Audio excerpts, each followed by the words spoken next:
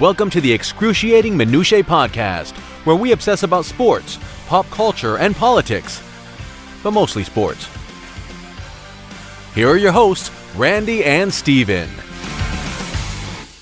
Hello again, everybody, and welcome to another episode of Excruciating Minutia. I'm Randy, and I'll be joined shortly by Steven. Before we begin, I'd like to ask if everybody please check us out at excruciatingpodcast.com, where you'll find links to all of your favorite places where you can listen to us on a regular basis. And what we have been doing over the last couple weeks is we've been looking back at the year 1989, and we'll have part 3 of that coming up sometime later in this week. But for today, this will be another off-topic Tuesday, as there's a whole bunch of odd and end different things going on in the worlds of entertainment, pop culture, sports, and news that we're just going to touch upon today. Just a few thoughts about some odd and end different things.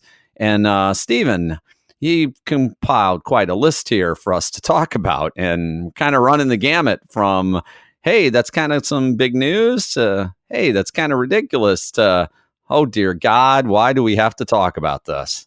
You kind of have a whole bunch of stuff here. Where do you want to start on this one? I want to start with the biggest news story of the last week. Okay. And that is the fact that A-Rod proposed to J-Lo. Yeah. I figured he would have proposed to himself in a mirror if I would have had to guess originally. But you know what? Those young kids, I'm sure that's going to work out in the long term. 30 years from now, we'll be looking at him celebrating an anniversary. You can see that, right? My favorite part of the whole thing, however, is, well, first off, the size of the ring was just beyond ostentatious. I think the ring, they said, was like $6 or $7 million. Is it bigger than their egos?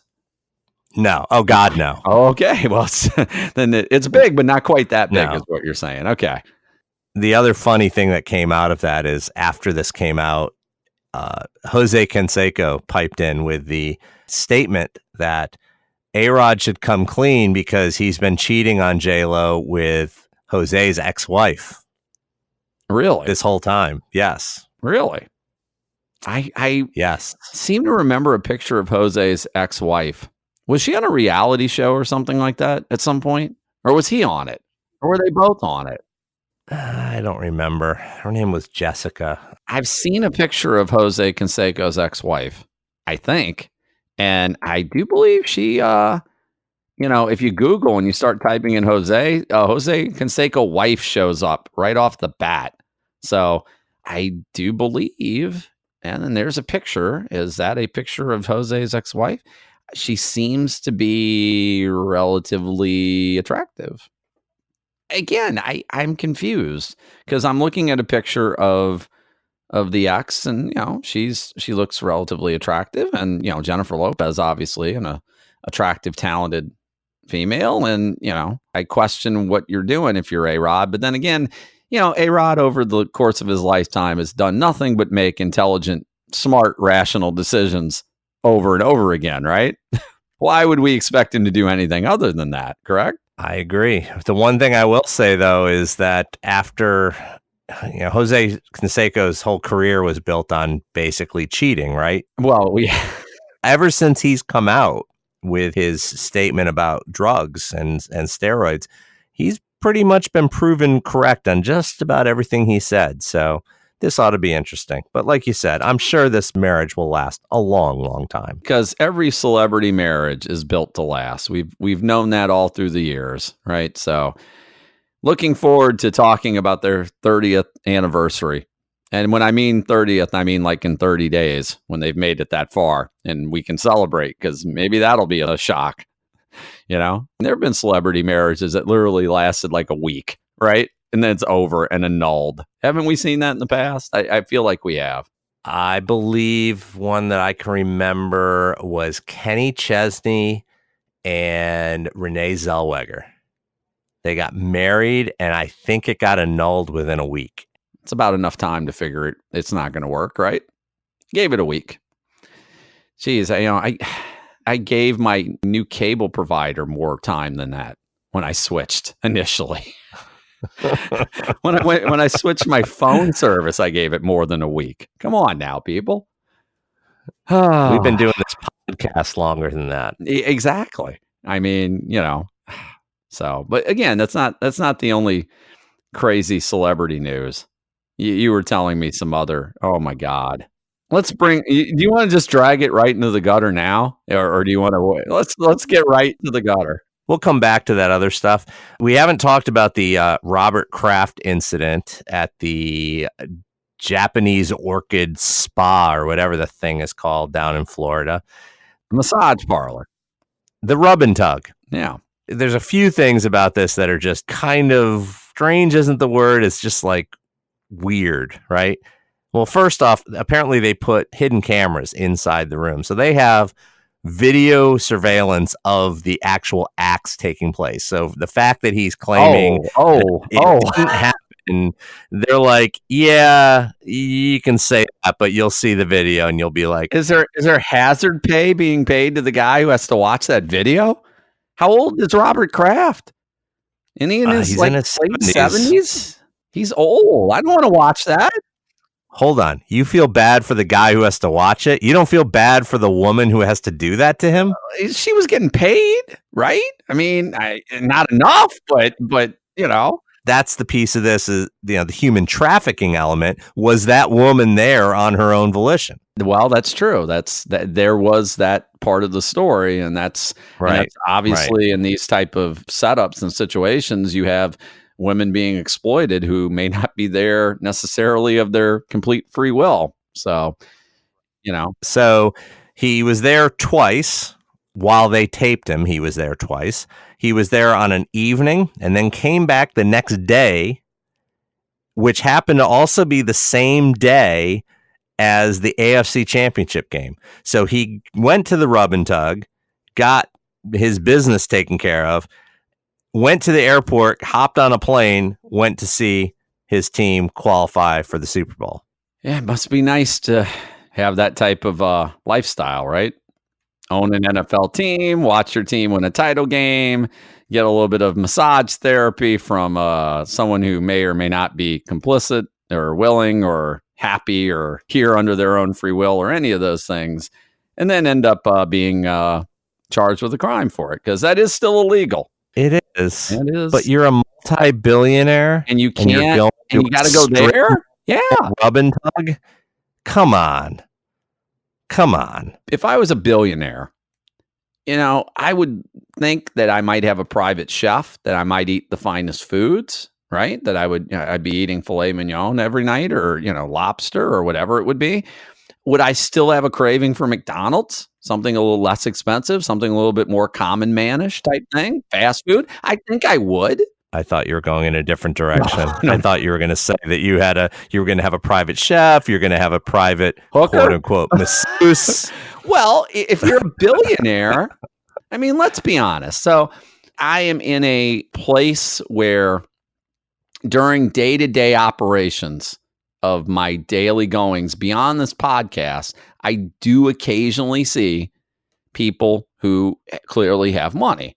And accompanying these people, I have occasionally seen people who are not wives or girlfriends and were there because of the cash involved. We'll just leave it at that. You know what? If you have $1 billion, it's really not hard to get somebody to accommodate you, is it? Rather than go to some rub and tug. Is that what you called it? That's what the kids are calling it these days? A rub and tug? I don't think the kids need rub and tugs. I think the kids are just basically giving out sex for free to each other. So you don't really need a rub and tug. I mean, isn't there a gold digger out there he could have found? Who would have, Anna Nicole Smith landed that billionaire, didn't she, at that point? And it cost that guy a lot of money when he died. It did. His family. Maybe he just wanted the, quick and dirty, here's $75 or whatever it costs. Do you know the price scale on this? You seem quick with that $75 there. No comment? I'm just guessing, honestly. You're just guessing. Let's be honest. We're not experts on the economic structure of the massage parlor and the masseuse client relationship. We didn't take those economic classes when we were in college. So yeah, I'm not sure either one of us is really knowledgeable enough to speak on the actual dollar amounts there. But I can't believe if you're Robert Kraft, you can't go in a better direction than that. We were talking earlier about people that get older and making better decisions or being smarter. Well, this is a case where apparently that didn't qualify, right? There also is the thought that people's intelligence is kind of a bell curve. So you start out dumb, you get smarter, then you hit a peak, and then it goes downhill from there. You begin your life in diapers, you end your life in diapers. So, yeah, people who are old typically aren't necessarily wise to the world. You know, you think about all these scams, all these Nigerian princes, and the typical person who falls for it is, in their 70s or 80s. Yeah, because they just don't know. They don't know that type of stuff is out there. You mentioned diapers, and I'm now thinking of maybe Kraft had some weird fetish about that. Usually you pay double for that, don't you? Usually you pay double for that kind of action, Cotton. That was Vitter, down your senator down in Louisiana. That was his that was his fetish when he got busted. Well, he didn't get busted, but he was he was on implicated. Yes, he was implicated with that sex ring in Washington, D.C. And the rumor was that he was into a whole fetish thing of baby and mommy thing. So, not that there's anything wrong with that. Anyone listening out there who might be listening in diapers while somebody you're paying is spanking you, we're not judging. Well, maybe we are, but we're not judging you. We're not judging you. I don't judge. As long as both adults are consenting, I don't really have an issue with it. Well, speaking of consenting, that leads us on to the more disturbing other people you have here on the list. So which one of these would you like to talk about first? Well, let's talk about Michael Jackson. Oh my God. Recently, HBO did a show called Leaving Neverland, which basically looked into some of the allegations against Michael Jackson. And it's been disturbing. Of course, there's been a lot of people who have come to his defense and said that there's no way, but there's just an awful lot of information that makes us think that some of this stuff really did happen. And the parents were kind of complicit in it. Not that they necessarily knew what was going on, but they didn't protect their kids and let their kids get into very compromising positions, sleepovers, staying in bed with him. I mean, there's just all kinds of weird things. What's the old adage? Where there's smoke, there's fire. And that's not always the case. So I don't want to use that as a complete blanket statement, because sometimes there's a lot of talk and a lot of stuff, and there's just nothing there. This isn't exactly new news about Michael Jackson. There have been accusations that have gone on towards him, and he was charged, right? And it's not like this. Did this surprise you when you saw the allegations that were in this movie? It didn't surprise me. I think it was the level of some of these things that surprised me. And apparently running drills with the kids to make sure that they didn't get caught, and having multiple locks on doors and special rooms, and that they would always have a story, and they all had to have the same story, so that in case somebody came in, that they knew what it was. The common thread being kids saying that they were ordered to throw their underwear away after they had sex. I'm reading one of these things where, and it's scary when this isn't even the most bizarre thing in this list, is that apparently he kept a large cardboard cutout of Peter Pan, and then he jerked off to it. I don't even know how to respond to these things. It's one of these things, like these allegations are so in-depth and so detailed. And you have to believe that, again, there's a preponderance of stories over the years of weird and strange and inappropriate type behavior from him, that this is probably true. It's not something that, like I said, I'm not shocked to hear it. I'm like you. I'm kind of shocked at the level that some of the stuff is going on, apparently. But that's very disturbing. And it's sad because, I mean, I grew up. Michael Jackson's prime, I guess, was in the mid to late 80s, right? That was really where he was the biggest. Yeah, throughout the 80s, right? When Thriller came out, he was the biggest star in the world. I owned Thriller. I liked Michael Jackson. I liked his music. I'll still pop on, I'll be surfing through YouTube or whatever and come across looking at some odd and end music things and have it playing in the background. And, I'll hit a Michael Jackson song every now and then. Some of his stuff is, great work. Smooth Criminal is just a very catchy, even though it's very repetitive with its lyrics, it's a very catchy, good beat to it. Billie Jean, classic song, right? I'll hear that on the radio sometimes coming home from work. I still like the music. How do you separate that from the guy who made it? It's hard to do that, isn't it? We've talked about that before. It is. It's hard to do it. It's hard to separate the art from the artist. I grew up with that as growing up as a Buffalo Bills fan, and my idol, guy that everyone wanted to be in my neighborhood, was the Juice, O.J. Simpson.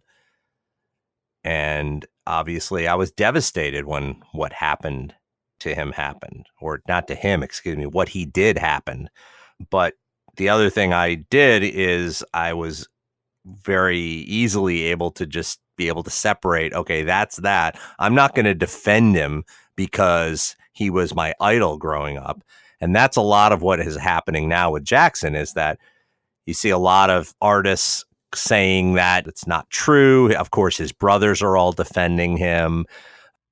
Like you said, where there's smoke, there's fire. There's too much evidence. There's too much corroborating statements from people. And I mean, this isn't the first time. He was tried in 2005 for sexual assault. So there was definitely something odd about him. Even if you say there was no sexual contact between him and the kids, the fact that kids were sleeping with him in his bed is outside of what is normal. The fact that with parents would allow that is outside of normal. So the question I think a lot of us have is, why did the parents allow that? If your parents have any sense of protection over their kids, they're never going to allow that, no matter how famous somebody is or rich or whatever. So were they pimping their kids out because there was a payoff? There's a lot of questions about that. All of it's just very disturbing and very, uncomfortable. I feel like I read this article you sent me about it, and when I was reading through the various allegations and things like that, I almost want to take a shower afterwards and clean myself up. It's just, ugh. But you know what? It's not, speaking of needing to take a shower, it's not the only one. It's not the only repeat offender, because R. Kelly made it back into the news again. And again, shocking that he might be involved with underage girls, right? Because that's never happened before, correct? Yeah. And so he's been arrested. Couldn't come up with the bail to get out. All he had to come up with was $100,000 cash. Apparently he got into jail. How are you R. Kelly and you don't have $100,000? Don't you carry that around with you if you're a celebrity? I mean, maybe. I guess. Well, with that many bitches in your house, it gets expensive apparently. But he actually blamed his ex-wife for spending through all of his money. And I'm like, well, how does your ex-wife have access to your money? When she's your ex, she doesn't have access to your money anymore, other than what you had to give her and child support, which he wasn't paying, which is the reason he got put into jail the second time. So he literally has no money, couldn't come up with $100,000. Somebody paid the $100,000 for him, some acquaintance of his. Then he got jailed last week because he owed $160,000 in child support, and some unknown, anonymous person paid that for him.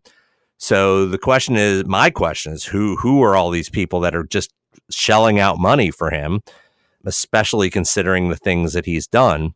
But the most explosive thing about the whole scenario was, so he had a sit down with Gayle King from CBS News and had one of the most unbelievable interviews that you'll ever see, and literally just completely lost control of himself to the point where it looked like he was going to physically attack Gayle King, who, to her credit, didn't even flinch and just kept on trying to like calm him down and just saying, Robert, sit down. Robert, sit down. Because she's not going to call him R. Kelly. She's going to call him by his real name. It was must-see TV. One of my thoughts was, where's his lawyer telling him not to act like this? Where's a handler? Where's somebody to like calm him down or tell the camera to shut off, please? We need to have a moment. That's normally how things are done, and apparently not in the world of R. Kelly. And it's pretty apparent that in his mind, he doesn't think he's doing anything wrong. Nothing at all. Now, he did not admit to having sex with any of these underage girls, but he was claiming that the women they're young, but they're not underage now, the women that are living with him, that their parents sold them to him, that they didn't want anything more to do with their kids, so they sold their kids to him. Well, really? Now, again, not when they were kids.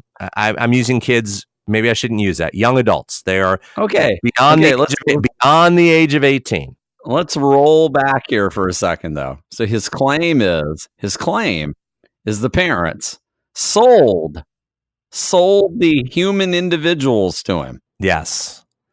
What century is R. Kelly living in? It can't be the 21st. Pretty sure you don't do that. You know what? You want to sell a dog to somebody, you got to sometimes jump through hoops. Never mind a person, because you can't do that. It doesn't work. I feel like the insurance commercial. That's not how this works. It's not how any of this works. But R. Kelly apparently thinks it works that way, I guess. You would think that an African-American man would have a problem with selling people as property. You would think. You would think.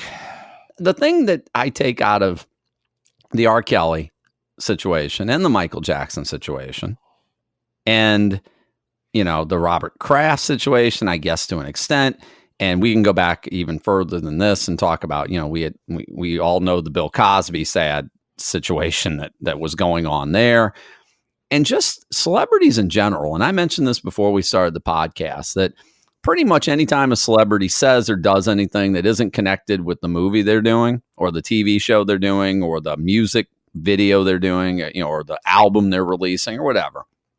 If you're a celebrity or if you're a sports athlete, talk about your team, I'll take you seriously. You start talking about anything else, I pretty much tune everybody out, because celebrities, I have always felt, have absolutely no connection to reality. Here's one. We'll talk about one, and we didn't get to it in the conspiracy theories. Jenny McCarthy was a big anti-vaccination person, right? She was Correct. Like kind of one of the faces of that movement, which we both agreed is dangerous and ignorant and doesn't really look into the facts of vaccinations. But people listen to her because she's a celebrity. The only thing Jenny McCarthy has going for are two things that are in her chest, right? And that's pretty much what she's known for, or what she should be known for. I don't know what medical degree she has. I don't know what scientific degree she has. I don't know what experience in those fields she has. Oh, that's right. She has none. She's got nothing. But again, she lives in a fantasy world. It's a celebrity world where her opinion actually means something, where it really shouldn't. Celebrities just have it's like they feel like they have a different standard. They live under different standards. They live under different lives than we do. They can't really relate to us, right? They have an entourage. They have a publicist. Some of them have attorneys on retainer, I'm pretty sure, on a regular basis, just to handle things like contracts and the whatnot. When you're that isolated, when you're that much in a bubble, you start thinking, things don't apply to you and you can do whatever you want. And maybe that's how a Robert Kraft ends up at a massage parlor, because I'm the owner of the Patriots. I'm a billionaire. I can do what I want, right? I don't have to worry about it's against the law. Maybe these women aren't here of their own free will. I don't care. Doesn't matter. You're R. Kelly. You did it once before, essentially, and you got away with it, right? Why would you think this time would be any different? Why what happened to him before would possibly make him think, I shouldn't really do that again? I dodged a bullet. No, he was emboldened by it, right? How many times did we hear things about Michael Jackson in the past? And like you said, he was brought up on trial before and they acquitted him, did they not? Or it was dismissed. Well, yeah. And the criminal trial. But part of that also was that it kind of came out that these kids were they were given money, their parents were given money, they were given things to hush money and also to testify for him. I think what happens is you see people in these positions and reality to them and reality to us. If you told me and said, how about you do this? I live in the New Orleans area, and I think I mentioned it before the podcast. I can go into the yellow pages, and there are listings for escort services. Now, these, and I'm putting this in air quotes, escort services are officially designed for, I'm a traveler. I've come to New Orleans. I would like to go out to dinner, and I don't want to eat by myself, right? That's what the official word is on that. But what do we know they are, right? We're all adults. We kind of know what they're there for, right? I would never touch that. I would never go anywhere as near that because I'd be too paranoid. I'd be too scared. Even if I thought that was an option to say, I'm going to spend money because I'm horny and lonely tonight. So I'm going to spend some cash. I'm not doing it there. It could be an undercover cop. I could get arrested. My whole life could be ruined because I know that's how it works for regular people like you and me, right? You want to go buy drugs somewhere. You don't know what's going on. That could be a sting, right? How many times they catch felons sometimes with outstanding warrants? I've read before they've done stings where it's they'll offer free tickets to something, right? And they'll send out notices and these felons that they're looking for literally will show up and then get arrested, right? Because it's I thought I was getting tickets to the Yankee game. I had one free ticket somehow. No, well, that's not exactly why we're here. You've seen stories like that, right? That's what happens to normal people. Normal people think of things like this, and immediately, even if you have no moral compass, your moral compass, first off, should tell you, this is all pretty screwed up, and I'm not doing it. I wouldn't even think of doing something like this. Like what Michael Jackson's accused of. That's abhorrent. That's like I said, boggles my mind. But even after that, my thought is, I'm going to go to jail. I'm going to go to jail for the rest of my life. Yet, I think with these celebrities, people who have power, and it's not just celebrities, we see it with politicians too, right? I mean, politicians are routinely doing things that we shake our head at and really? How could you do that? Athletes do the same thing. They always think that, standards don't apply to them because they live in a different world than we do. Maybe that's how you end up like that. Maybe that's how you're R. Kelly, completely broke and continuing to engage in inappropriate acts with minors, even after being charged and put on trial for it. He's not a stupid guy, right? He can't be that dumb, can he? He employs a lot of the same techniques as pimps. It's the belittling of the women, brainwashing them to make them understand that they are nothing without him. And all of a sudden, they look at him as the daddy figure. He's the boss. He even said, he goes, my house, I run it. My rules, and they got to live by my rules. I'm the man in charge. The one thing about Me Too, this whole Me Too movement, is it really brought out some really despicable actions by a lot of very powerful people. I'm going to give you a very short list, but this is pretty significant. You have Les Moonves, who is the CEO of CBS, right? Harvey Weinstein, Bryan Singer. Didn't he get removed from, a film mid-film because of this, right? I believe so. The Queen picture? I think it was. Matt Lauer, Charlie Rose, Kevin Spacey. Not a female thing with Kevin Spacey, but it's still kind of in the same vein. So Louis C.K., Charlie Rose, Mario Batali.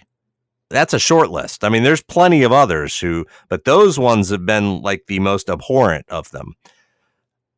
There's just a lot of this going on. There's this abhorrent behavior that's going on. And you mentioned that it's kind of a power thing. It's a rich thing.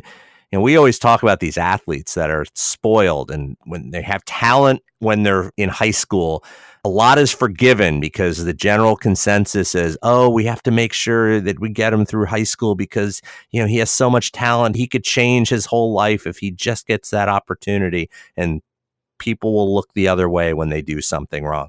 They get to college, it gets even worse because there's far more powerful people who can fix things if he or she, mostly he, let's be honest, it's not really a she thing. That I'm sure there are some instances, but this is like a 99% male thing. But they go to college and all of a sudden everything is fixed for them, whether they, stole crab legs from the Kroger's, or they stole a laptop from another student, or they possibly murdered somebody, like a certain player at University of Florida who's no longer with us. Yep. But all that stuff is kind of hush-hush, swept under the rug. No, we're not going to look at that. And then they get to be the pro. Now they've got money, right? Now they can fix things on their own. They can pay people to fix things. There's a whole series on Showtime, right, with Liev Schreiber, where he's basically a fixer. That's his job. There's a whole industry of like people who do this for rich, powerful people to fix things, to make payoffs. Some of the allegations against our current president have been that there were these incidents that the National Enquirer bought the story and then sat on it. And we know from previous time, speaking again at highest levels, we talked about like the whole Bill Clinton back when the Monica Lewinsky thing was going on. Absolutely. And the, what was it, Jennifer Flowers and the other bunch. I agree with you. It's power, it's money. But again, I just try to put myself in, it's a scary place to be because I don't really want to be in the heads of what these people are thinking, because normal people don't think like this, right? Or if they do, there's something that stops. Not that there aren't normal people that do terrible things all the time, because we live in a world where terrible things are happening on a regular basis, right? Where people get assaulted, people get murdered, people get abused, right? It's just that I don't know what's going on. Some of these stories are just so off the wall crazy. And it just makes you think, and why does someone who potentially has it all risk everything? Other than the fact that they think that they're either above what the standards we set for each other, or they think they'll get away with it. Like you said, with their army of lawyers or fixers or whatever it's it both. Would be to cover it up or to get them out. Maybe it's both. But I'm guessing, Michael Jackson, Robert Kraft is probably going to get hit with my guess is what he's being charged with, that he's not going to serve prison time for that, and certainly not at his age, and not with this influence. He's going to end up paying a fine. It's a misdemeanor, on probation, and the NFL is going to hit him with something. He doesn't even have to appear in court. His lawyer can take care of everything, and that's not just him. It's like anybody who gets arrested for that down in Florida. The lawyer can take care of everything, unless you're pleading not guilty. But if you're pleading guilty and you're just figuring it all out. It's a misdemeanor. Yeah. Lawyer can. Okay, hold on. I'm taking my notes for my next trip to Florida. So, okay, lawyer can plead. Don't need to be there to. Okay, all right. And where you live, it may be legal. It's New Orleans. Who the hell knows? I live in New Orleans. It may be encouraged. It probably is encouraged. Michael Jackson is dead. So, the only thing that's happening here is a tarnishing of his reputation and his legacy. But he won't be around to face any charges. R. Kelly, not really sure if he's going to get away with it this time. My guess is, and again, this is just a guess, that the district attorney's office would not have brought up these charges unless they were very, very, very confident that they were going to be able to get a conviction this time. Because the last thing that you would want to do after his previous acquittal is go through the same thing again. So my guess is that they really have a lot more on him this time than they did the last time, which means I'm not sure what type of criminal charges or criminal sentence this is going to bring him, but it's going to be a hard road for him, my guess is. If he had sex with a minor, he's going to go to prison for a long time. If they can prove that happened, he's going to go to prison for a long time. He got charged with 10 counts. And I do believe in cases like this, there's a chance those counts could run, on top of those sentences consecutively.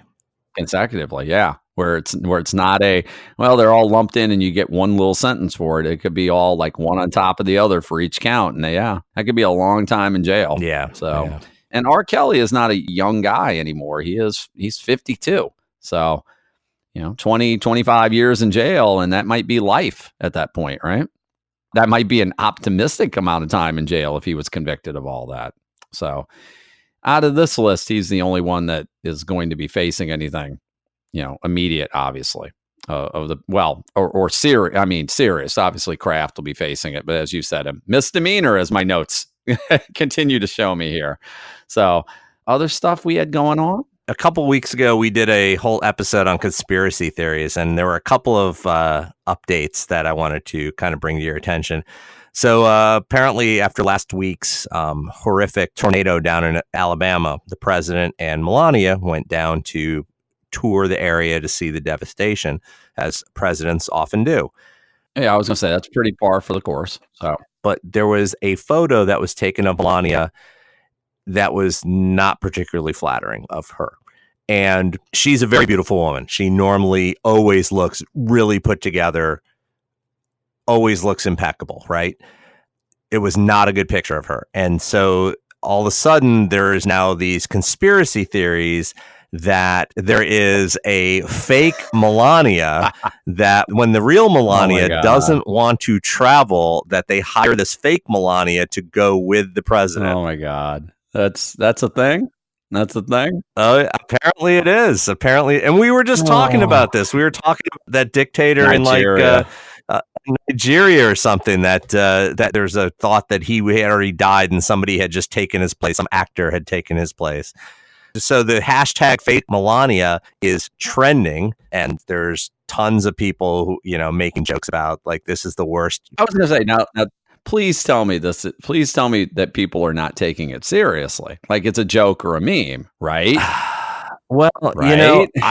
Most of the time I say yes, that's the case. But in this case, I think some people think it's true. That's always the crazy thing about these conspiracy theories.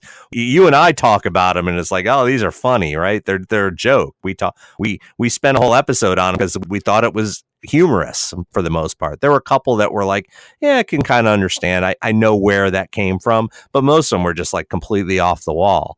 This is probably in that off the wall category, but it doesn't matter. People will believe it. I have an explanation for it. Okay. Remember we talked about Occam's razor. So she didn't look like herself, right? Apparently it was unflattering. She didn't look, because you said normally when she's in a public setting, she looks very attractive, is very, very well made up, correct? Mm-hmm.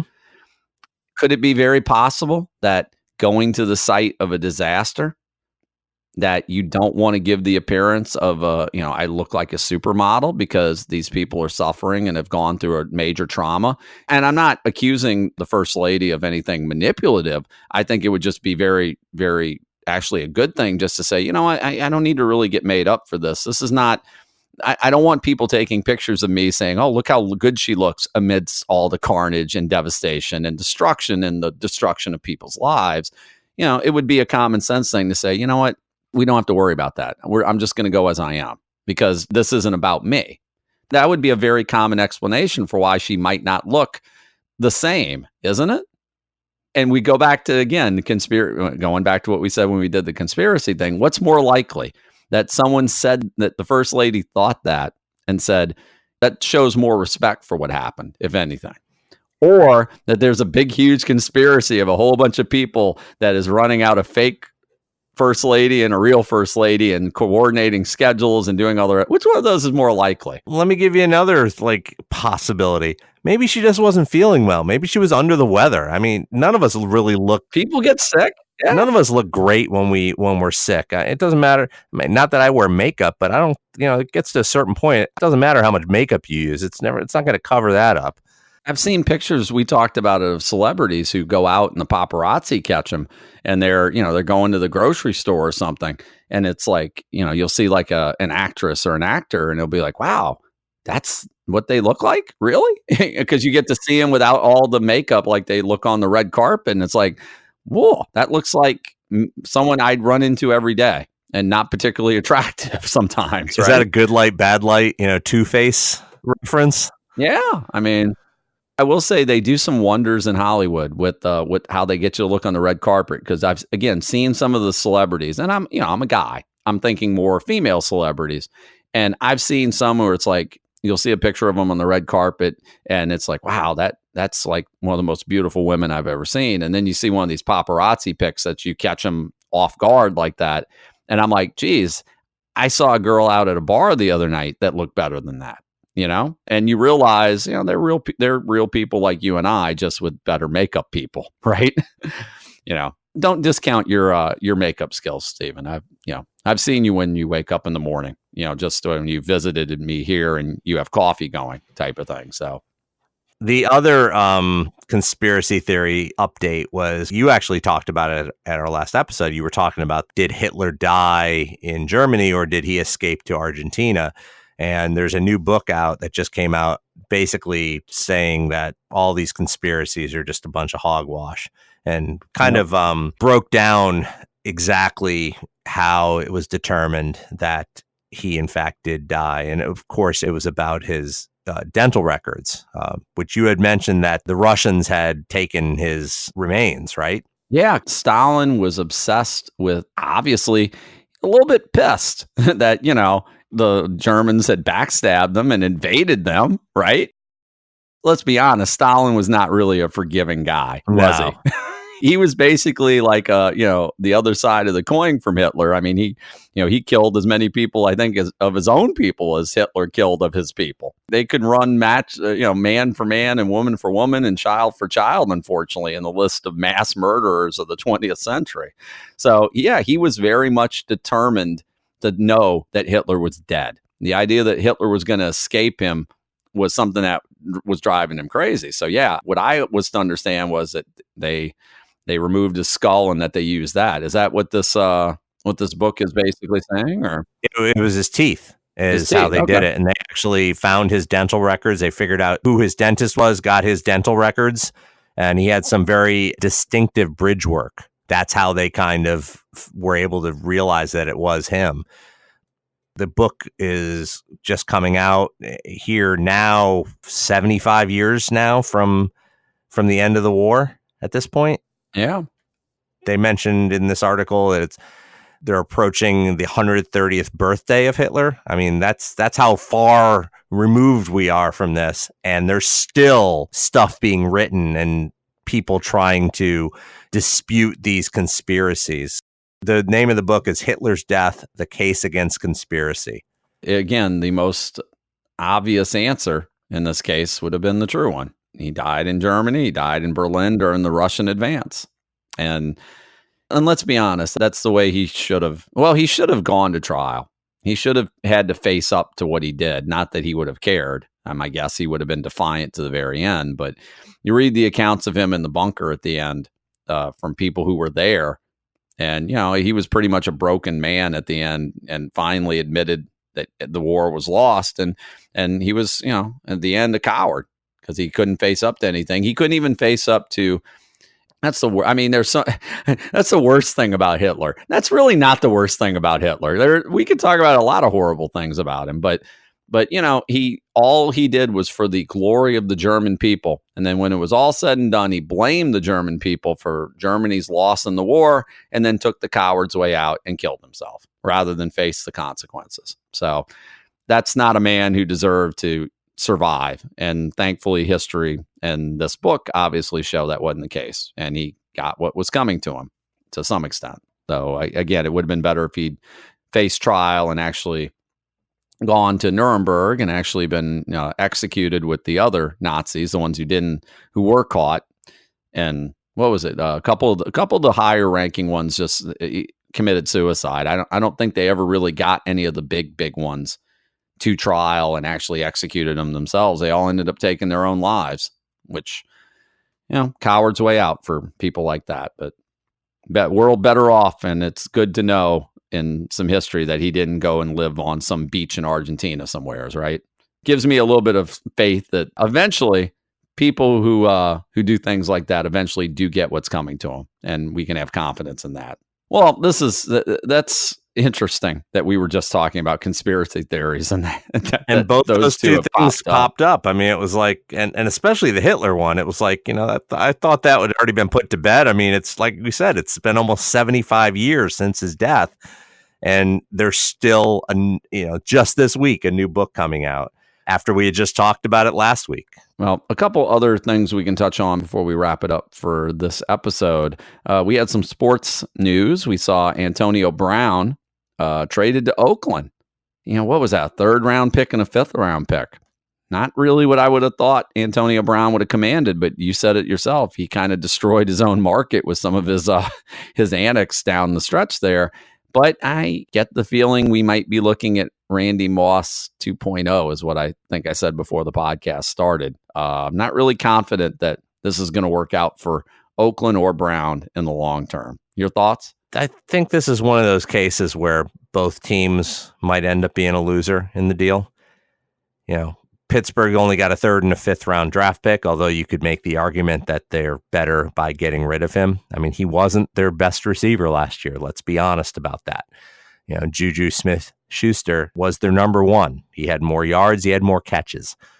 You're giving up your quote unquote star receiver who's not really a star or, is not the star. And he's 30 or 31 at this point. I mean, he's towards the end of his career.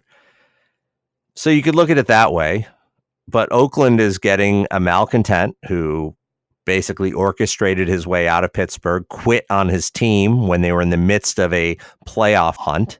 He'll fit right in the dumpster fire that's the Oakland Raiders, though, won't he?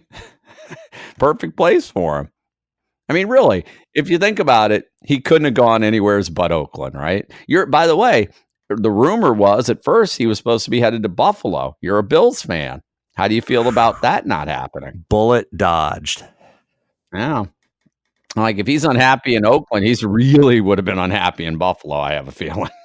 That's really the reason why the deal died, was because Buffalo was willing to give up a little bit more than Oakland did, but he basically said straight out, I'm not reporting to Buffalo. And so Buffalo was like, well, fine, we're out of this.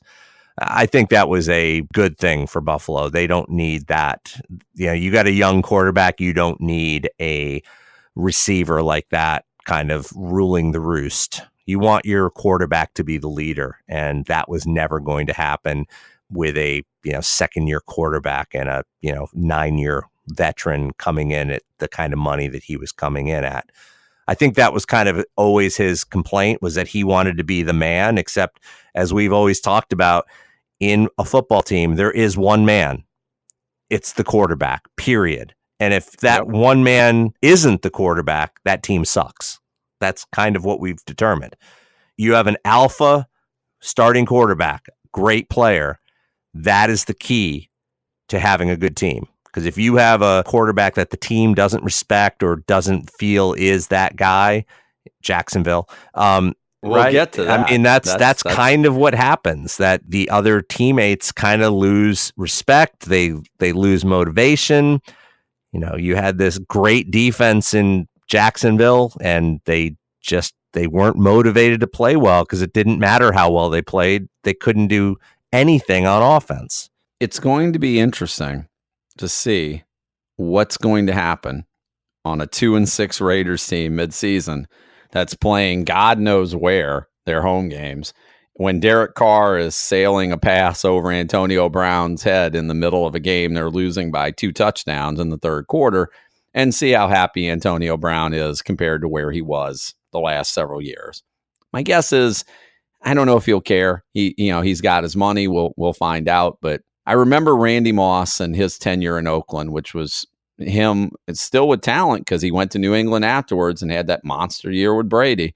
But his tenure in Oakland was a disaster. And I get senses that this could follow a similar route. But we'll have to wait and see how it pans out. Can I make one more point about that? Yeah. I just came up with a brilliant idea. You were mentioning that Oakland doesn't really have a place to play this year, right? At the moment, Oakland doesn't want them, and Las Vegas isn't ready. Yep. They don't have a stadium yet. I've come up with a solution. Okay. I think they should play their games this year in Rancho Cucamonga, California, and we can do crossover episodes of the NFL game and Cops. That seems appropriate for the Raiders, doesn't it? I think it does. I think we have a winner here. I think if I went to Hollywood I could make this happen. Or I could go to Netflix and make this happen. I mean, you could make anything happen at Netflix. You just tell them you have an idea and you've been greenlit. I think we got greenlit last week. Yeah, I didn't know it. I'm going to go on a real tangent here just for 1 second. Did you know there's a Bad Boys 3 in development? Speaking of the Cops theme with Martin Lawrence and Will Smith.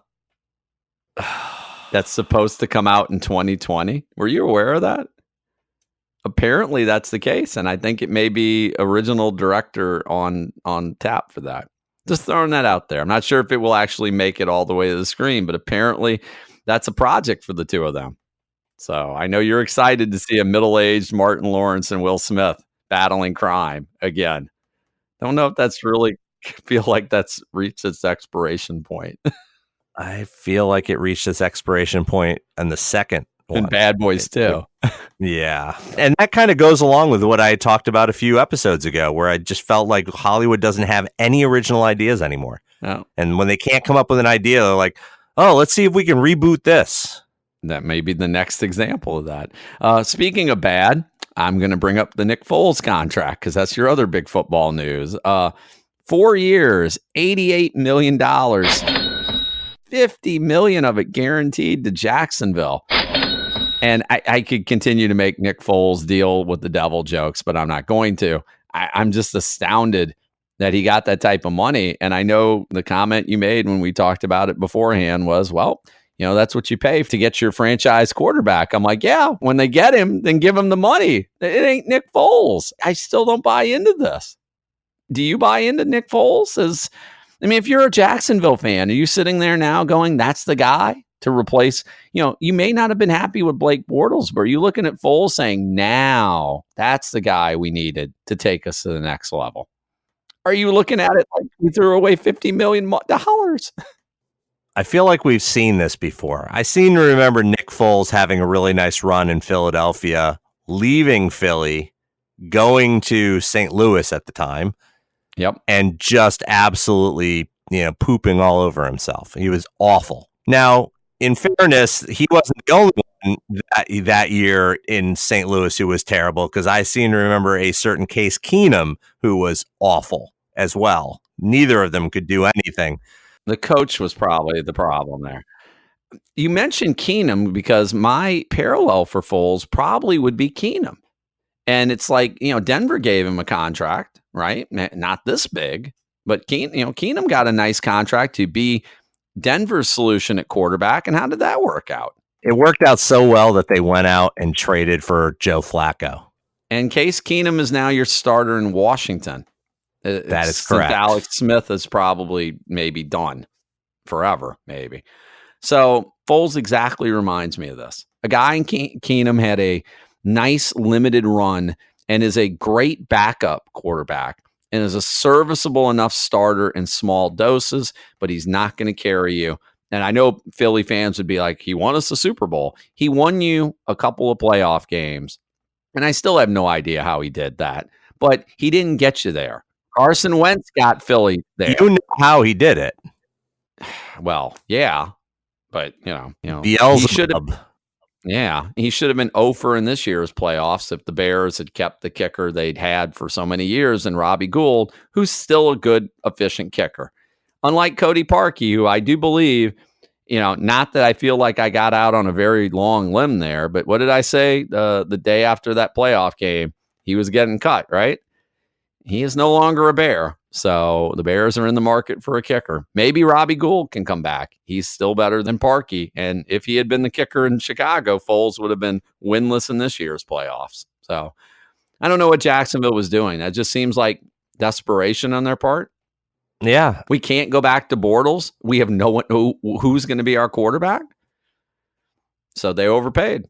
And Foles basically has parlayed about 4 or 5 really good NFL, big NFL wins in big spots into $50 million guaranteed. I've had 5 really good moments in my life. How come I don't get a $50 million contract? That's what I'm wondering. Because it's all about me. It's all about you. Yeah. I will say Nick Foles at the end of the day has a Super Bowl ring and $50 million. So, I guess he can be happy with that. He can be. I'm not sure the people of Jacksonville are going to be all that pleased because for some reason, I don't believe this is the piece that's going to put them over the top. I think you're right. And I think the problem is when you are at this point of your status as the leader of the team with this type of contract, the fan base is going to look at you and blame you when things don't go right. So not that the Jacksonville fan base is as rabid as, let's say, maybe Kansas City or New England or how it is down here in New Orleans, right? They may not be as emphatic about his failures when they come, but he's going to have to answer for what ends up happening and what doesn't. And I think they're going to be disappointed if they're expecting him to be the piece that brings them to the promised land, as you said. One last bit of news, sports news, and then we can kind of wrap it up. You were pointing out on basketball note how bad Golden State has been lately. They lost to Phoenix, and we were joking about Phoenix being their own D-League team. What's wrong? What's wrong with Golden State? Is it Boogie Cousins? Can we blame it on Boogie? As he's been getting more playing time, they've been, struggling to find the right rotations. I'm not quite sure. They've lost 4 of their last 10, they've lost 6 of their last 10. They're 4-6 in their last 10. In that stretch, they lost at home to Phoenix last night. Again, at home to the worst team in the NBA. They lost to Boston. It'll be a week ago tomorrow. So it'll be last Tuesday. They lost to Boston at home by 33 points. Okay. They lost also at home during that stretch. They lost to Houston. That's a playoff team, right? You would expect that. Yep. Other teams they lost to on the road. They lost at Portland. Portland's a pretty decent team this year. They're going to make the playoffs. They lost at Miami on a last-second shot by Dwayne Wade. Miami is like the 8th seed in the East, which is basically shouldn't be even making the playoffs. And they lost at Orlando. Yeah. Those are some bad losses, and we're getting down to the nitty-gritty here. I mean, we are 66 games into the season. There's less than 20 games left to go. We're 3/4 of the way through. They sort of got into a nice stretch there where they went 16-1 in a 17-game stretch, starting at the beginning of the year, on the 5th of January through the 12th of February. And then from then on, it's been 4-10. So they were in a nice kind of roll. They were beating teams. They were winning.